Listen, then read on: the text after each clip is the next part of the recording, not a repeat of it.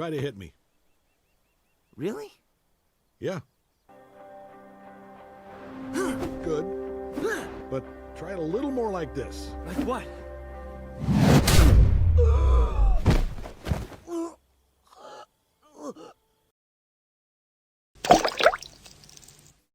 Today's abridged gameplay video has us running Selenia Dark Angel. This old school commander may look like outdated jank, but is in fact the perfect leader for our Lifeswap deck. Our main goal is to quickly and efficiently lower our life total down to nearly zero with cards like Selenia and Wall of Blood, then turn all that life loss into a win condition, either by exchanging life totals with our opponents using Profane Transfusion and Repay in Kind to put them dead to a stiff breeze, or we can immediately regain all the life we just lost with Children of Corliss and turn all that life gain into our opponent's life loss with Veto Thorn of the Dusk Rose. Or we can just win the game at 1 life with Near Death Experience and make opponents lose the game with Phage the Untouchable, because honestly, why not? This $200 jank brew is packed with big, dumb, goofy cards that you'll never see anywhere else, but it's surprisingly functional. The full deck list can be found in the video description below. Our opponents for this game are G running Tasigur the Golden Fang, A running Furia Judge of Valor, and T running Yorn God of Winter. Now with the intro out of the way, let's hop into the game. We keep a solid 7 with 2 mana fixing lands and early interaction with Drannith Magistrate, D-Spark, and even Mind Sensor, which should buy us some time to set up our win conditions, like the cheeky Phage sitting in our opener. Everyone plays out their first lands and T casts the first spell, a turn 2 Farseek, ramping out Woodland Chasm. We get 2 lucky top decks in a row and get to cast Sol Ring into Worn Powerstone, putting us at 6 mana on turn 2. A doesn't like how much mana we've got though, and destroys Sol Ring with Disenchant. Not to be outdone though, T casts Rampant Growth to ramp out a snow-covered swamp, and then casts 3 visits to ramp out Rimewood Falls, now having 6 snowlands out on turn 3. I'm looking to slow down T a bit now, so I cast Drannith Magistrate and pass, leaving up mana to flash an even Mind Sensor if anyone tries to search their library. G casts Replicating Ring, A plays a land and passes, keeping their lands up presumably for instant speed shenanigans.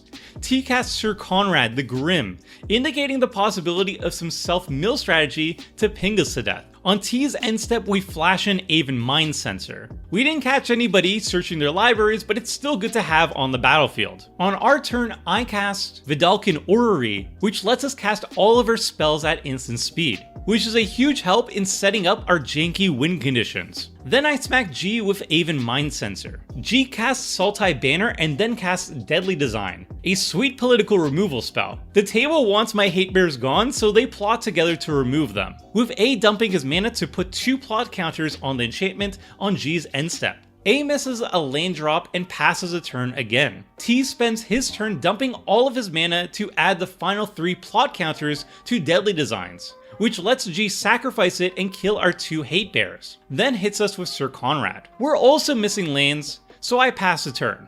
G continues ramping, casting Simic Signet, then casts Pierre's Whim. The table is a bit scared of T now that the hate bears are gone, so G decides that A and I are his friends and let us ramp with him. On G's end step, A exiles Sir Conrad with Swords to Plowshares. Then on A's turn, he casts Bolas's Citadel, an incredibly powerful draw engine that can double as a finisher, but thankfully he doesn't do anything with it this turn and passes. T casts Yorn God of Winter and passes. We pass our turn since the Orrery now lets us cast everything at instant speed.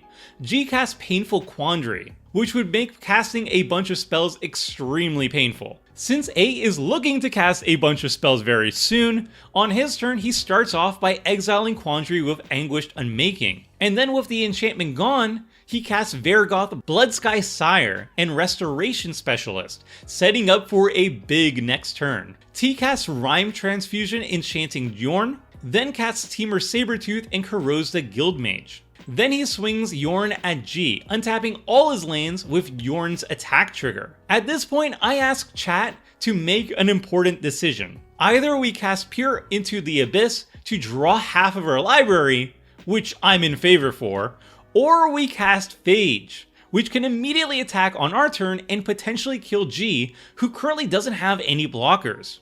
Chat is screaming for blood, so we flash in Phage and swing at G on our turn. G has no answers to the attack, and Phage takes him out. I feel kinda bad for taking out someone this early, but killing someone with Phage is really sweet. But we're not the only ones out for blood. A decides it's time to go off and starts casting cards off the top of his library with Bolus's Citadel, starting with Authority of the Consuls, Cruel Celebrant, and Zulaport Cutthroat, obviously setting up some sacrifice loop to drain the table out. Though I'm feeling pretty confident that we can stop any loop if needed with the D-Spark in our hand. Then A casts Final Parting to tutor up one card to hand and one to graveyard, but a misclick puts Austere Command into his graveyard instead of the card he wanted, which A admits probably ruins his combo. Then he casts Sign in Blood off the top of his library to draw 2 cards, and swings Varigoth at us so he can activate its Boast ability and tutor Leonin Relic Warder to the top of his library, which he then casts with the Citadel, exiling our Orrery. Worried that A can still combo off, I decide to spend my mana to deal with the Citadel instead of drawing half of my deck with Pier as initially planned, exiling it with D-Spark. Gosh, I love D-Spark. Isn't it flavorful too? It's a Citadel and Yeah. it's there. He gets D-Sparked on top of the Citadel. Yeah. Oh, I love that. I love that. That should be a stream win at the very least. At the very least. On A's end step, T activates the Guildmage to pump up his Sabertooth and then sacrifices it to make 4 Saproling tokens. On T's turn, he casts Lazav the Multifarious and Phyrexian Reclamation, then pumps up Yorn and swings it at A, who doesn't block and takes 8. Yorn untaps all of T's lands, then he activates Reclamation to get back the Temur Sabertooth and passes. On our turn, I finally get to cast Peer into the Abyss, drawing half of our library and losing half of our life total. Overwhelmed with the possibilities now in our hand, I just cast Children of Corliss and immediately sacrifice it to get back the 16 life we just spent. I also play a Reliquary Tower so we don't have to discard our 42 card hand down to 7, a maximum value tower if there ever was one. A swings both Varigoth and Leonin Relic Warder at us, but I choose not to block. This attack is far from lethal, and it's very obvious that A wants his Leonin to die and be put into the graveyard for his combo to work, so we're not going to make it easier for him.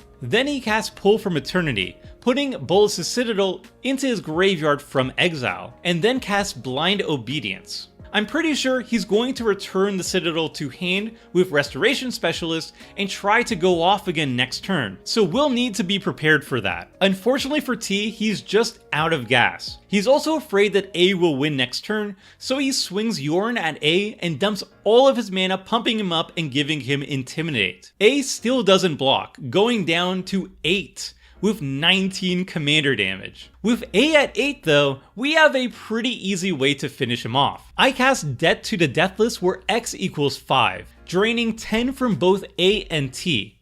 And even with A sacrificing the Specialist to get back the Citadel and gain 2 life off the Celebrant and Cutthroat, it's still exactly lethal. Now the game becomes a 1 versus 1 between me and T, with him at 1 card in hand and us at 41 cards, so I'm feeling pretty confident. Unfortunately for T, he just continues to draw lands, so he swings at us with Yorn, dumping all of his mana to pump up Yorn before untapping all of his lands with Yorn's trigger, but a timely Swords to Plowshares shuts it down. T then recasts Temur Sabertooth and passes. With T at 0 cards in hand, and us at 41, we can now close out the game any way we'd like. I activate Selenia's bounce ability a whole bunch of times in response to itself, taking our life total down to 1. Then I cast Repay in Kind, bringing T's life total down to our 1 as well. Finally, I finish things off by giving T the card draw he so desperately desires, casting Sign in Blood, targeting him so he draws 2 cards and loses 2 life, putting him at -1 and winning the game. Now this was probably the best game that this deck could hope for. We killed all 3 opponents in different ways and got to draw a ton of cards in the process. It definitely doesn't perform this well all the time, as the win conditions are slow and very risky, but it was really cool to see the deck actually pop off as intended. These abridged gameplays are edited down from my stream games, So if you want to watch the full unedited game, you can find a link to that in the video description below. And if you want to catch these streams live, I stream Commander games every Wednesday at 6 PM Eastern, and Sundays at 4 PM Eastern I stream other Commander stuff like brewing a deck from scratch with chat. So come join me live sometime, I'd love to see you there. That's all for now, so until next time friends, see ya! Thanks for watching the video. If you liked it, help us out by clicking the like button down below. And to keep up with the latest and greatest, make sure to click the subscribe button. And if you want to watch similar videos, click on the links appearing on screen right now.